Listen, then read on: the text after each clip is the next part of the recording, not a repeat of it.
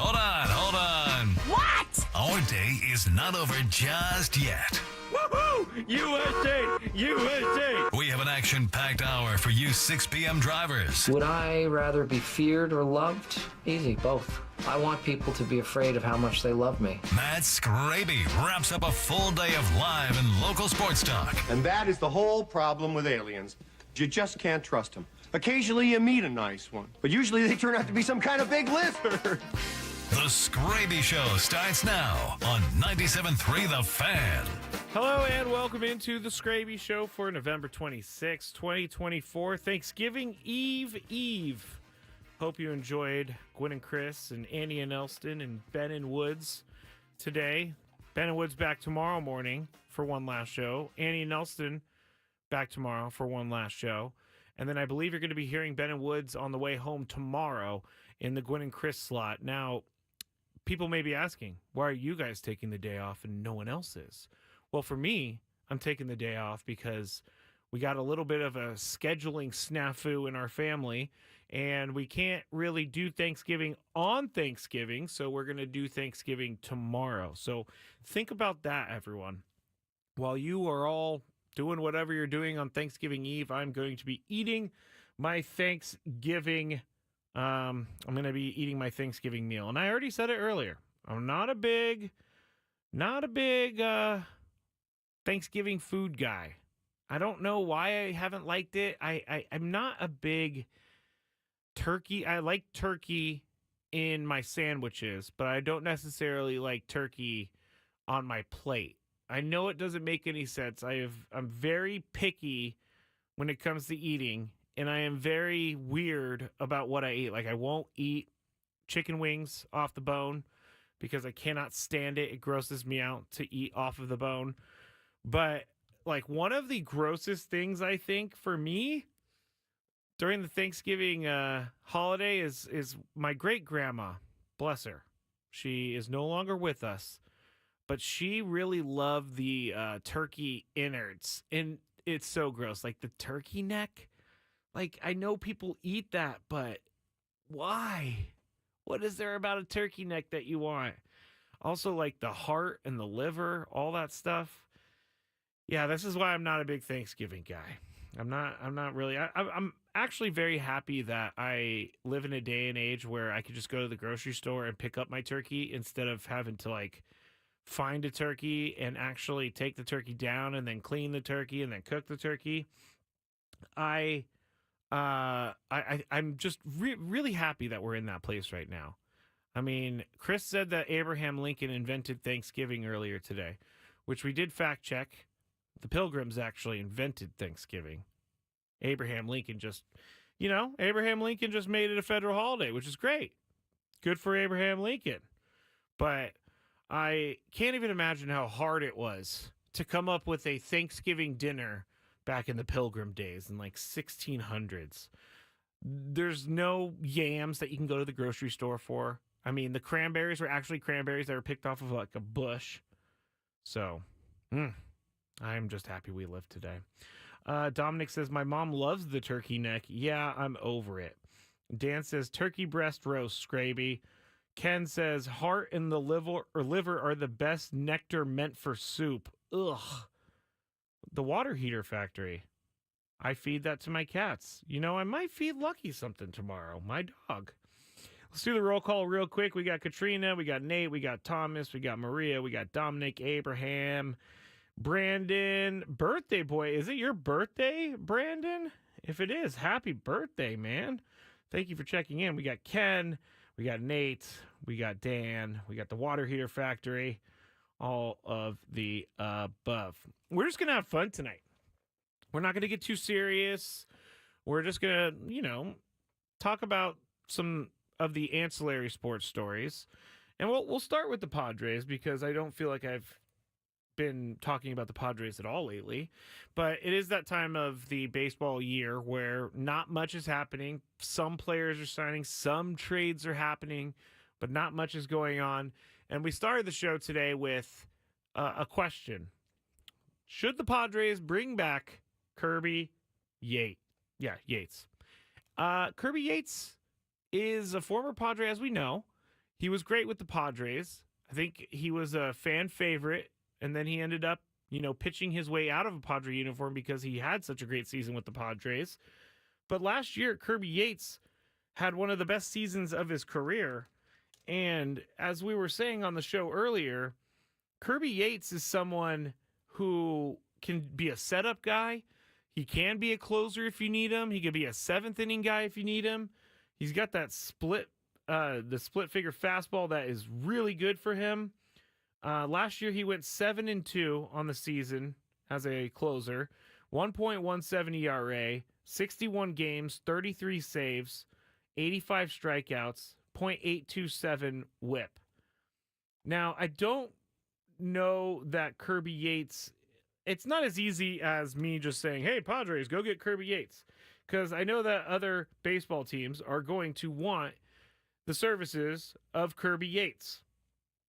And if you go to Spotrac and you look at what his production or his market value, it's saying $6 million. 1 year, $6 million. That'll put him in the same bracket as, no joke, Luis Garcia. Remember him? But I think Kirby Yates is the perfect guy for this team. I think Kirby Yates is someone that he's going to be able to bring a little bit of toughness because of what he's been through in his career. And Kirby Yates is the Padres got pretty lucky with their bullpen last year in regards to health. They didn't have many injuries. Robert Suarez never went on the IL. They had a pretty good year in that regard. And as we've been saying, you can never have too much pitching. And I agree with that. You can never have too much pitching.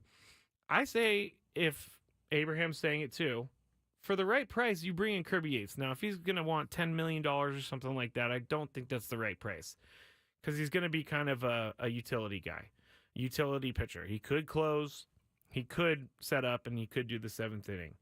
But $6 million, I don't think that's that much for someone of his caliber. Now, how old is Kirby Yates? I know he's up there in regards to baseball years. He's 37. I think he's still got a little bit left. And I like Kirby Yates, and I think that he would be a good addition to this Padres team. And I know that AJ Preller's already doing his looking, he's already doing his research and all of that, and he's going to come out and probably sign someone that none of us ever even thought of. But not a bad guy to have on your team in Kirby Yates. So that's the latest on the Padres news right now. We did do different positions around the Padres and everything. We didn't ever get to starting pitcher. But the starting pitcher conversation is a complicated one because we don't, again, know what it is that the Padres are willing to spend, what their budget is this year. But if we're looking at the rotation right now, and this is with no trades happening, this is with pitchers that are already on the Padres roster. You got Michael King, you got Dylan Cease, you got Yu Darvish, you got Matt Waldron, and you got Randy Vasquez.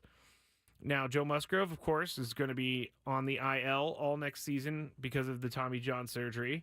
So they're going to have to find someone, I think, a little bit more consistent than maybe Randy Vasquez or Matt Waldron to fill out one of those rotation spots.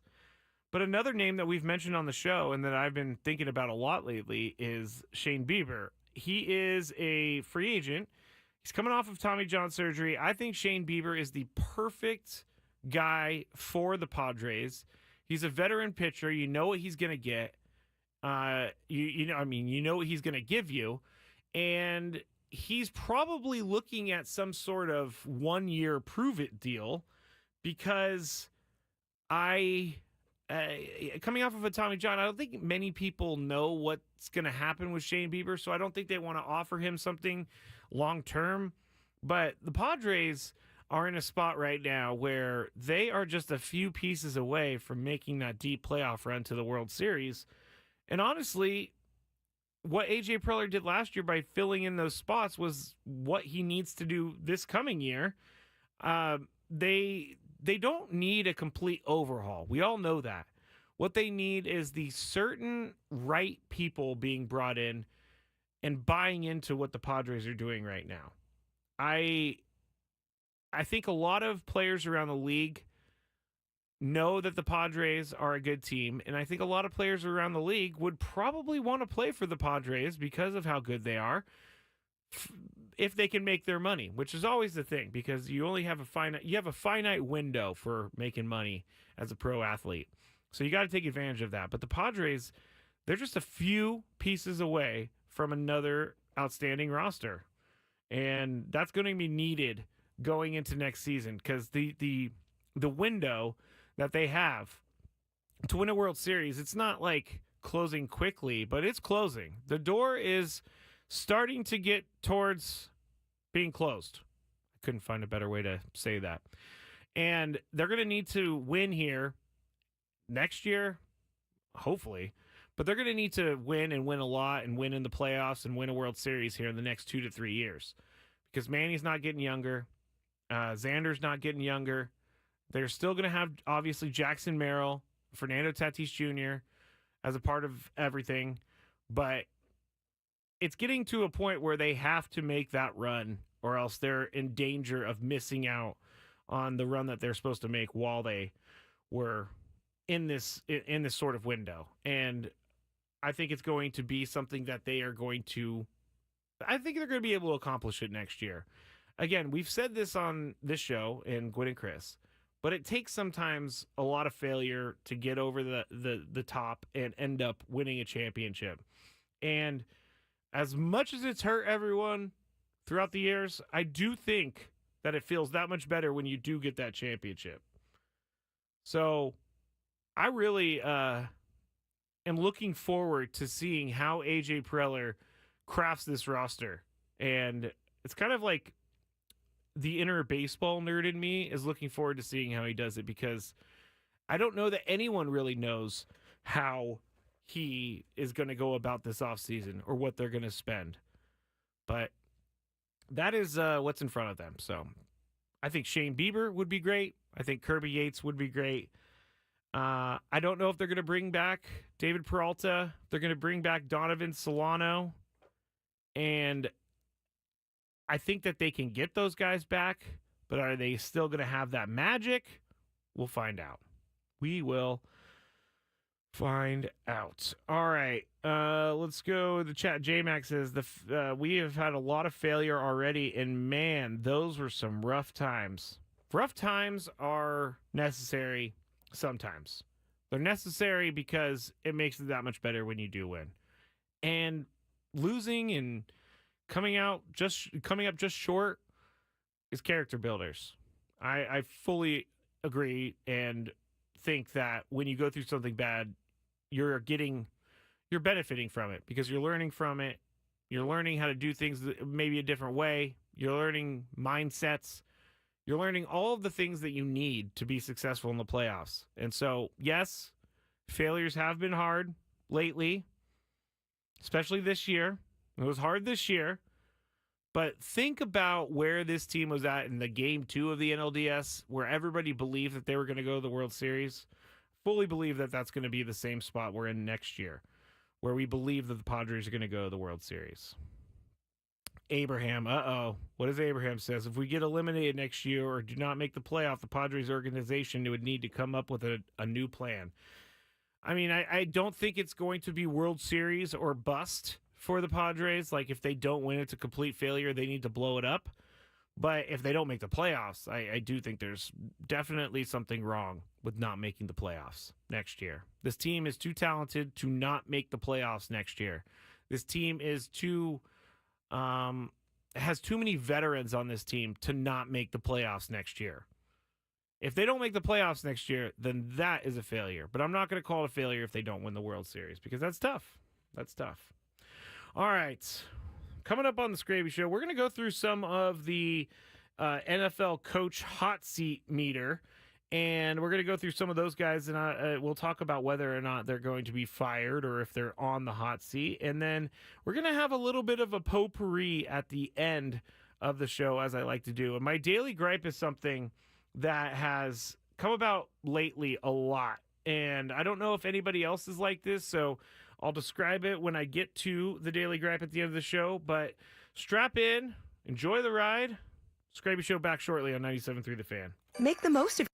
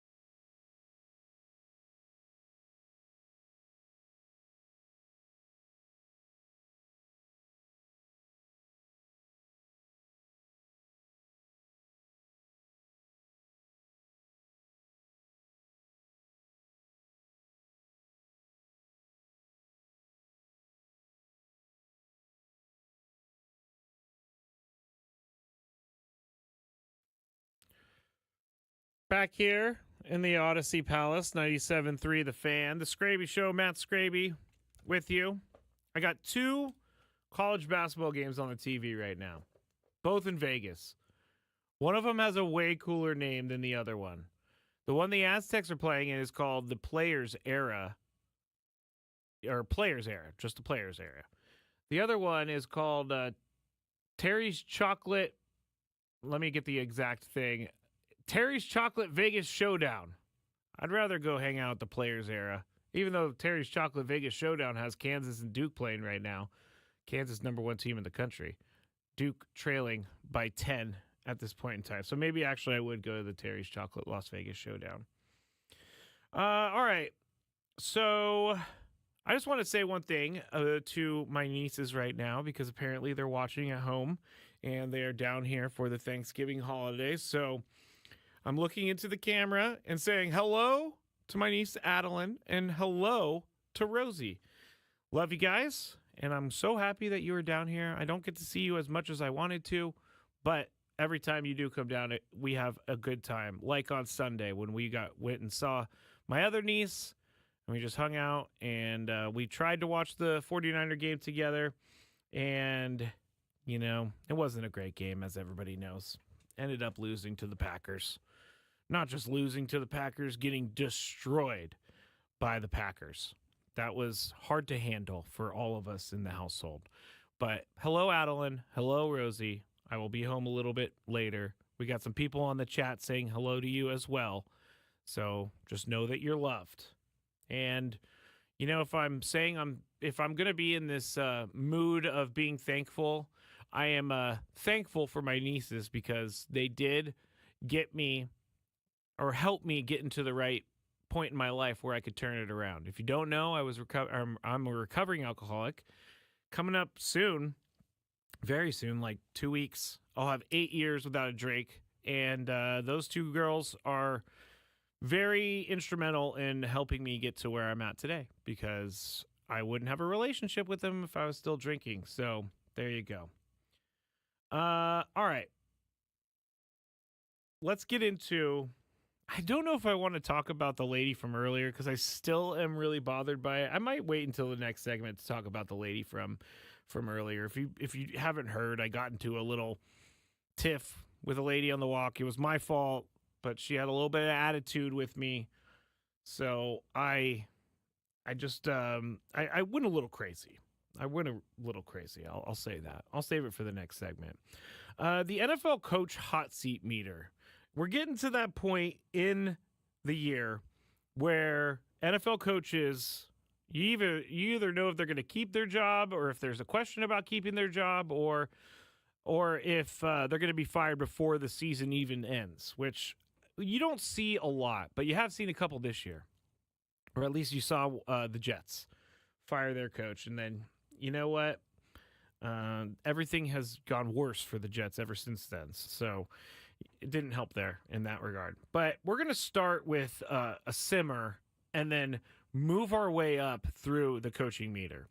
And I'm going to start with someone that no one is really talking about as a guy who should be a little worried that he is going to get fired.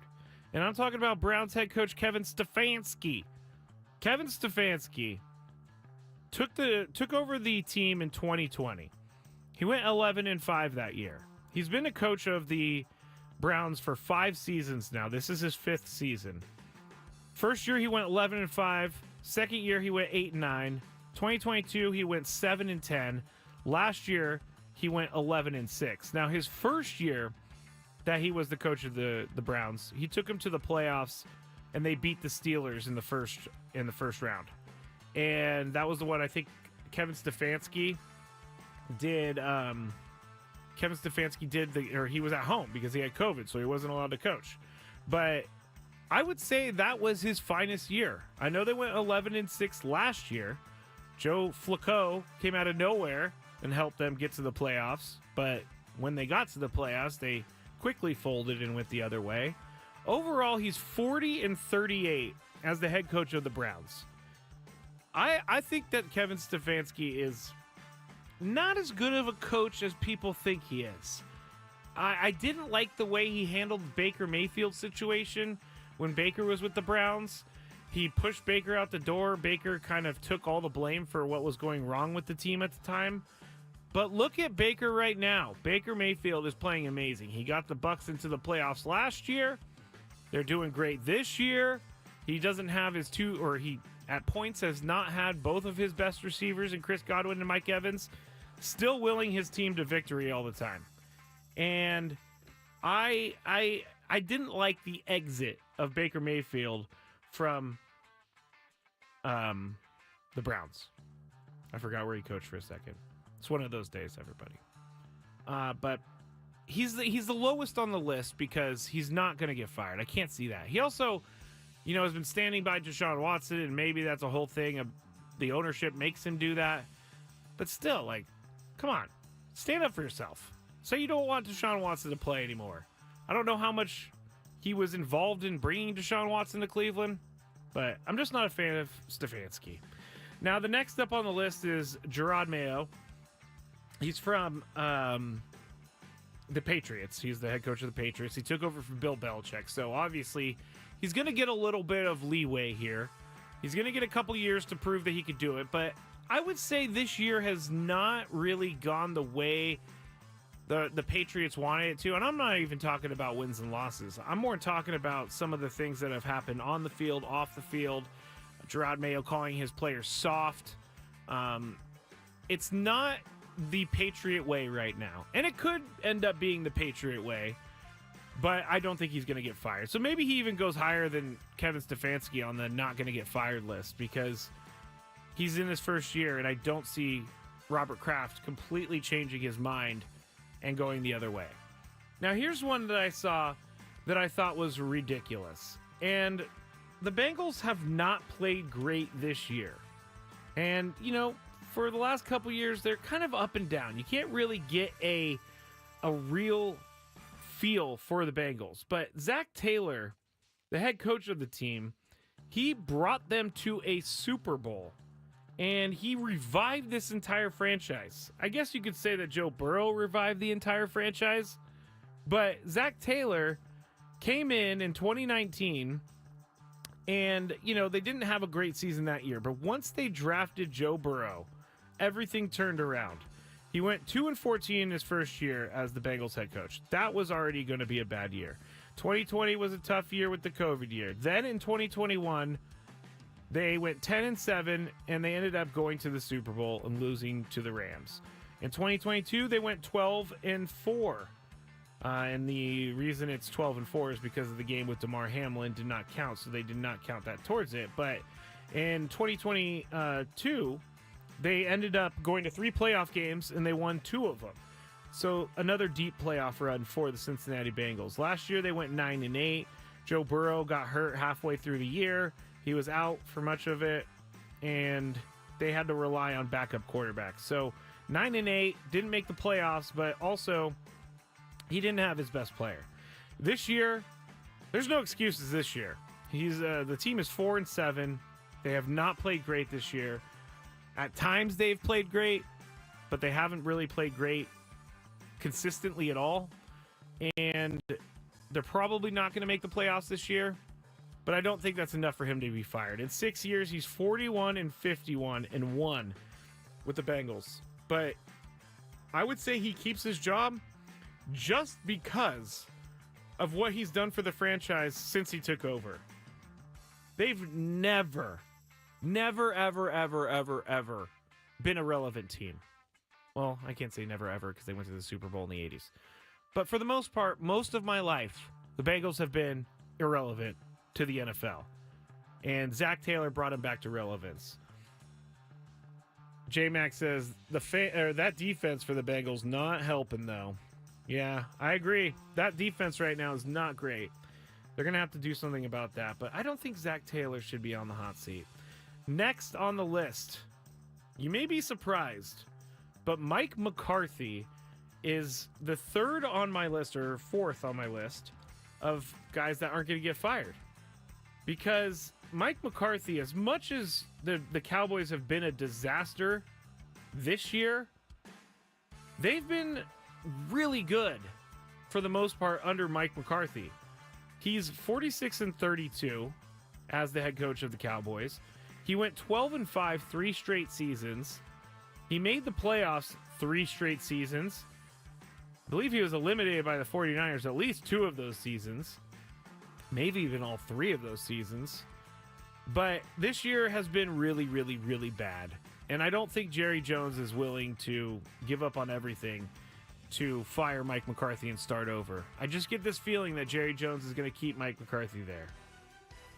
I really don't believe, with everyone that is telling Jerry Jones to fire Mike McCarthy, I think Jerry Jones is doing what I do. Go the opposite way. If you're going to tell me to fire him, I'm going to keep him.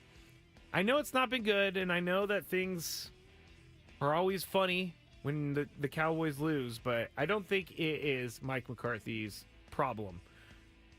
He is the head coach, so it is somewhat of his problem. But I think there's a lot of other things that are going into this, and I know that there's probably a few teams that would give Mike McCarthy a call if he was available again, because there are a couple teams, more than a couple teams, that would take a 12-5 season and lose in the playoffs over what they're doing now, which is not making the playoffs. So Mike McCarthy, I don't think he's going to be fired. I would be very surprised if he's fired.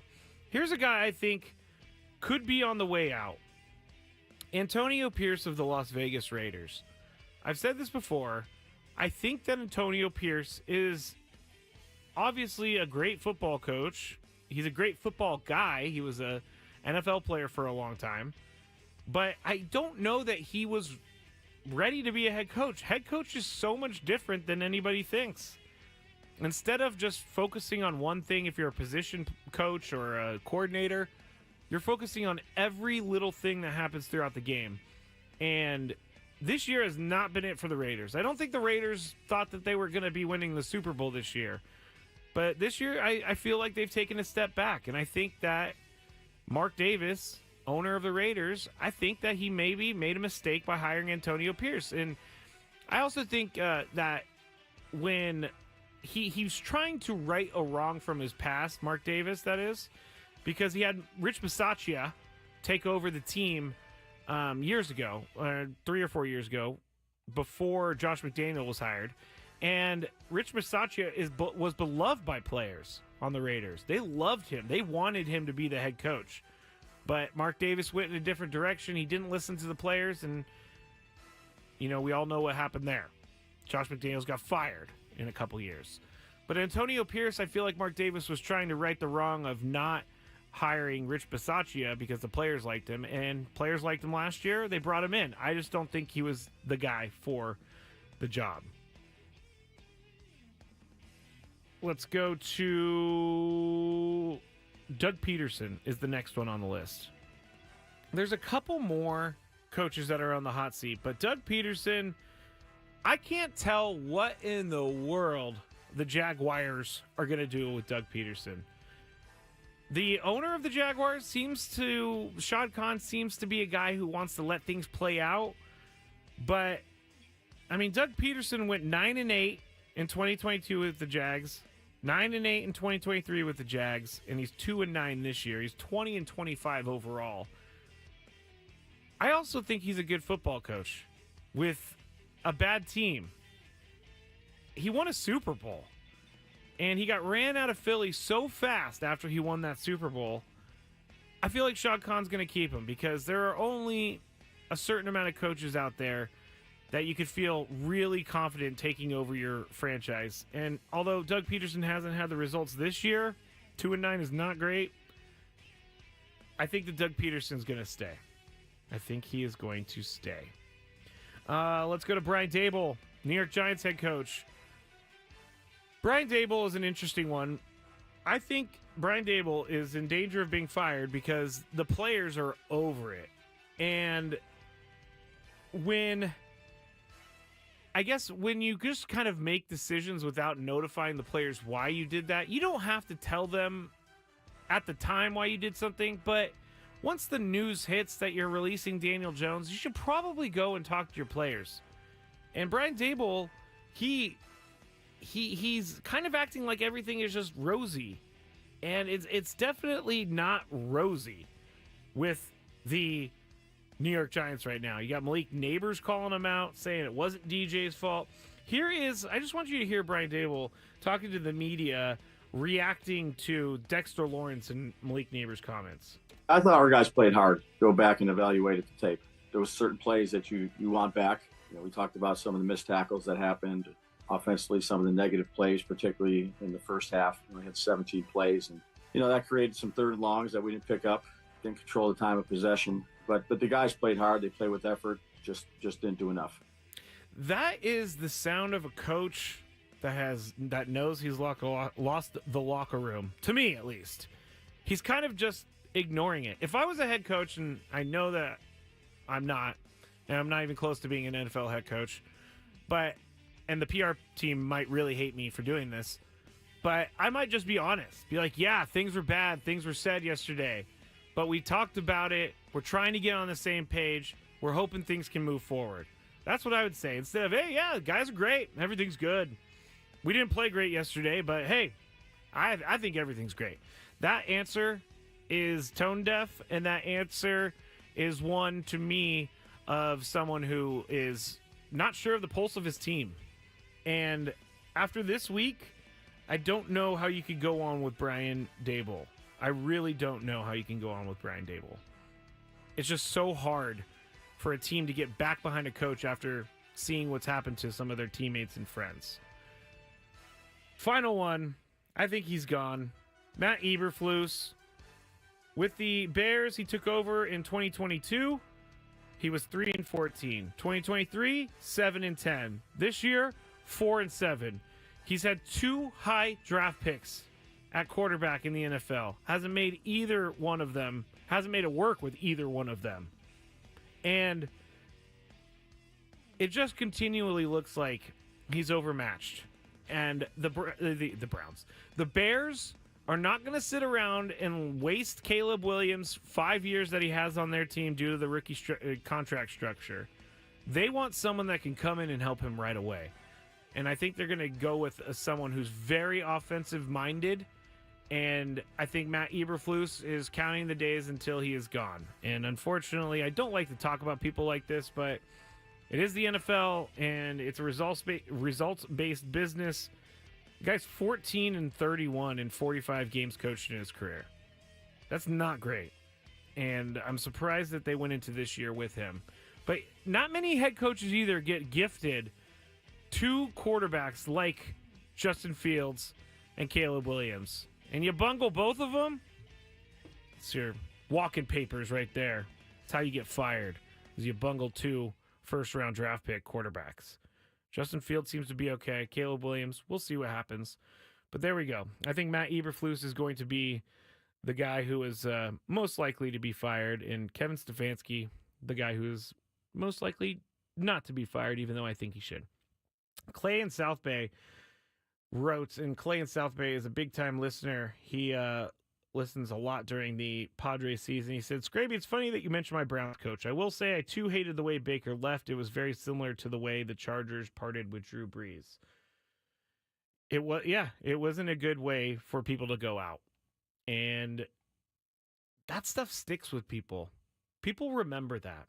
So I went way over my segment time. When we get back, I have a daily gripe. I also want to talk about what happened with the dog walker this morning. If you missed it, I got into it. So stick around. One more segment to go on the Skraby Show, 97.3 The Fan. Bennett.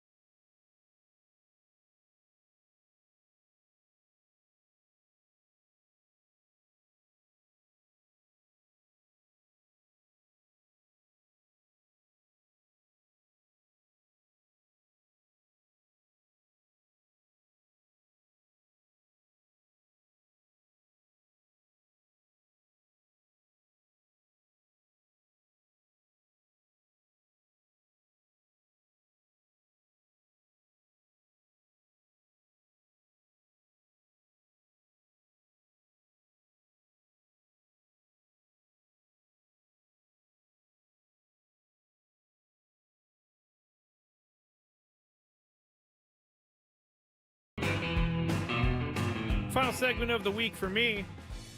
Like I said, we got Ben and Woods coming back tomorrow morning. We have Annie and Elston tomorrow. And you will hear Ben and Woods on the afternoon on your drive home if you are indeed driving home after work. This is the Skraby Show. If you want to watch, you can go to YouTube, search 97.3 The Fan. You'll see it. You'll be here with all the community of Skrabinators. And it's funny, Craig came back to the studio earlier, and he was like, I hope you have your passport so you can get into Skrabistan. I love it. I love it, how it's become its own thing. And Craig's picking up on it. I think Craig is a secret Skrabinator, everybody. I think so. But anyway, any hoot. That'll be happening tomorrow. So I started the show with this, the Gwen and Chris show with this. And it was, my day has not been the greatest day. I'm feeling a lot better than I did when I started at 2 p.m. But it still is weighing on me. And so I have to, work this out. And this is kind of a process as a recovering alcoholic. I have to take responsibility for my actions. I have to realize when I am the problem.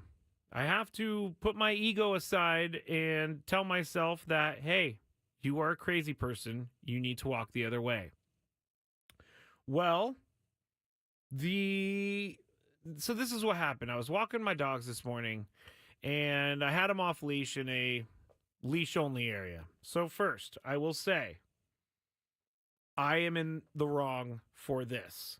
They should not have been off the leash. I understand that. I have no issues with someone calling me out for this because I know the rules. I'm also someone who calls out people when they break the rules. So I should be able to take it when I break the rules. So I broke the rule. And so my dogs see her dogs. They go up, they start sniffing. There's just a bunch of tail wagging and a bunch of this and that and all that. And I have 3. So it's a lot when it walks up to a person or a dog, and I understand that. I ended up going over there and saying, I am so sorry for this. I know it's annoying. This is completely my fault. I apologize. And then she was like, well, you do know that you shouldn't have them off a leash anyway. And I'm like, yes, I know that. I know that we did. I just said sorry. And I apologize, saying it was my fault. Well, that doesn't change the fact that you shouldn't have them off the leash. I get it, lady. I get it. And then I told her, I said, well, that was just passive aggressive. I started walking away. She started yelling at me. And then I started yelling. And then I said, stop talking, as I was walking away, because I was mad. I was very mad. And I felt bad about it all day. And the reason I feel bad about it is because I don't like to be that person. I don't like to be someone who loses his cool. I like to be a guy who has a calmer head prevail. But today was not that day. And so I'm walking the dogs and everything, and I'm all angry about this interaction. And then, I have family in town, my nieces, my sister, and I tell my sister this story, and she's like, well, I'm on the side of the dog lady. And I'm like, thank you. I understand it. So everybody was against me in this whole thing. I tried to apologize, though, and she was very mean to me. So I feel bad about that. Walk back home, get in my little office area, start checking my work email. We get a work email that says, stop shoving food in the fridge. I don't have my email open right now. But it was like, stop stuffing the fridge. And so I clicked on it, and it was this email about how someone last night put something back in the fridge, but they didn't make sure the door was closed. And it ended up that the fridge was open all night, and there was lots of food that needed to be thrown away because there were condiments and things like that have eggs in them. And as I was reading this, I knew it was me. I knew that I was the culprit. I usually look into these situations that are being set around by the engineering staff or by the bosses of the building, and I promptly do my investigation to see who is at fault for all of this. And this time, it's me. I left it open last night. Don't know how it happened. I put the box in there. There's not even that much stuff in there. So it's really on me for this one, too. I mean, I had a terrible day, and I feel better now, but I was very emotional this morning. And as you all know, my emotions go crazy. They go high, low, high, low, high, low. But when I read the email about the fridge and him saying, hey, it might cost $2,000 to fix or $4,000 to replace, I again felt bad. I emailed the person and I said, this was me. I did it. And they thanked me for coming clean. I knew they had me on the cameras anyway, so if I was to deny it, it would be really stupid. But I'm someone who likes to put myself out there, and if it's my fault, I need to take responsibility for it. Update on the fridge. I went over there to see if it's getting colder again. And when I got here, the fridge said 60 degrees, so it was still trying to cool down, and I was a little nervous. Well, guess what, everybody? Just went back to the fridge, and it's now at the great temperature of 46 degrees, which means things are getting cooled down again. Seems like the fridge is working, and I don't have to deal with that guilt as well. Too much guilt going into the weekend for me. But that was my day so far. Had to fess up to 2 things. It didn't feel good. But hey, we made it through. I'm feeling good now. And I see the chat is going crazy. Jocelyn says, are you still talking about this? We didn't. We let it go. And then I brought it back up because this is kind of like my therapy session. Is everybody is trying to help me work through it. Oh, J-Mac did say that. Yes, I was that guy. I'm seeing that in the chat. Let's see. Clay again. Skraby, the dog walking story sucks. It sounds like you had good intentions that she just couldn't accept your apology. You probably would have been better off not saying anything. Maybe. Death by palm tree, which is funny. Sounds like she definitely was not passive aggressive. Oh, she was passive aggressive. Skraby should have apologized at Kixie because we all know the lady at the dog park is not listening to the fan. She wasn't at the park, Jocelyn. This was just a regular trail. Nate says, damn Karens. Dominic says, also, recovering alcoholic or not, everyone should hold themselves accountable for being a bad person. I agree. Hold yourself accountable for being a bad person. I'll do it all the time because that's just what I do. I end up telling on myself all the time. What's annoying Skraby today? Let's find out. It's time for the Daily Gripe. All right. Daily Gripe is pretty simple today. And I want to say this Daily Gripe because I also want to hear from people out there if this is something that they do as well. But my Daily Gripe is I start movies and TV shows but don't watch them all the way through. And then I have to go back and I start something else. And I'm really trying to not do that. I'm really trying to watch episodes all the way through, watch movies all the way through, because then when I watch them again later, I don't remember what happened. But lately, I've been turning on something as I'm going to bed, and then I will fall asleep, and then I'll wake up, and it's on like episode number 3, and then I'll have to go back and the next day, and I'll have to find out where I fell asleep. And that's my daily gripe, is that I start too many shows and I never finish them. Shows and movies. It happens all the time. And that's a bummer. So there you go. Thank you to everybody who has been with us all year long. I am thankful for all of you, and I mean that when I say that. Honestly, without the Skrabinators, the show wouldn't have grown into what it has today. And I am very appreciative of everyone that gives me their time and shares their time with me. It's not something I take lightly. I do know that you have plenty of ways to entertain yourself throughout the day, and very thankful that you choose us for your entertainment at times. So thank you to everyone. Hope everyone has a great Thanksgiving. Gwen and Chris will be back on Monday. Ben and Woods tomorrow at 6 a.m. Annie and Elston, 10 a.m. And then you hear Ben and Woods again, 2 to 6 on your way home from work if you are driving home. Thank you to everyone one more time. I really do mean it. We couldn't do this without you, and I'm speaking for the station at this point. And we're very grateful for all of you that have helped build our station into what it is. So with that, I send you all to your Thanksgiving break, or at least my Thanksgiving break. And we'll talk Monday. Hope you have a good, safe weekend. Have a great Thanksgiving, everyone. Hey, it's Ben and Woods. We love San Diego, and this